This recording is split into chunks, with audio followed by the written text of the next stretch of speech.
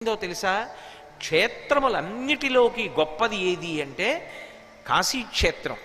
ఆ కాశీక్షేత్రం కన్నా గొప్ప క్షేత్రం ఈ భూమండలం మీద ఏదో తెలుసా? ఒక్క దక్షారామమే.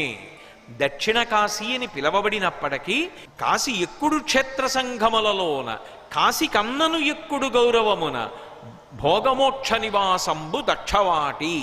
కాశీ పట్టణానికి వెడితే ఒక్క మోక్షం గురించి మాత్రమే వెళ్ళాలి.